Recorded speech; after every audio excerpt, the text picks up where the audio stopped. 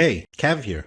Now, I'd like to show you the basic rules of the Toolium grouper. This is how the grouper decides how to do certain things. For this, I have my synchronized sequence or syncmap loaded into my record monitor and the grouped sequence loaded into the source monitor. First off, the grouping order. The grouper decides on order using the sequence track order. We start at audio tracks and then move on to video tracks. This means that audio devices will always be first and cameras start at V1 and then continue accordingly. The great part of this feature is that you can organize different groups on the same sequence with different camera orders with a simple drag and drop. In this example, you can see the groups in this section have a different camera order than the groups in this section. Second, which clips and tracks are added into the groups. The grouper will add all the tracks of a master clip to the group even if you put only one track on the sequence. Here you can see on my sync map for this group, I've removed all the camera audio tracks and also removed one of the audio device tracks.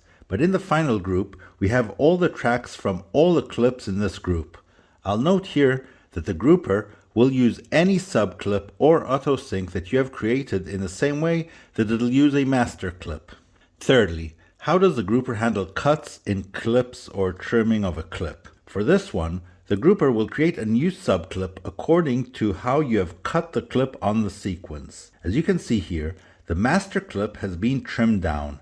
And looking over at the grouped sequence, you can see that inside the group there is a subclip created by grouper. As for cuts in the sequence, the grouper will create two subclips on either side of the cut. I usually use this option if I want to start a new group at a certain point in the media. A side note on this one, the grouper knows how to create a new subclip or autosync from any edited subclip or autosync you add to your sync map. Fourthly, what to do with clips that are not grouped. Here, you can see the clips at the end of my timeline. These are audio clips and camera clips that I do not want grouped.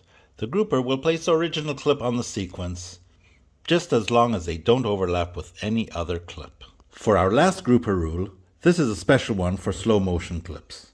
The grouper can create a group with a time warp inside it, and this is 100% backwards compatible. This is used when you have slow motion footage on one of your cameras, but would like to sync it up to the audio and other cameras. There are two ways to get this done. First, you can make a motion clip from the original clip, and then use this clip on the sequence.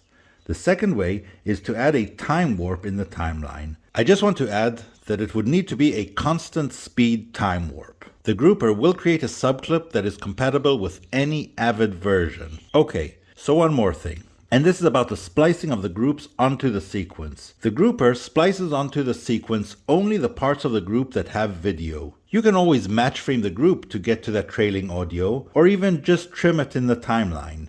If you would like the trailing audio spliced onto the sequence, you can turn on this feature before grouping. It's an option named Keep Audio.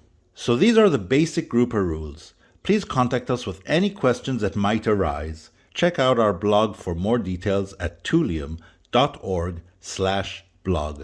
And now, time to subscribe and go sign up at toolium.org to stay up to date with all our tools.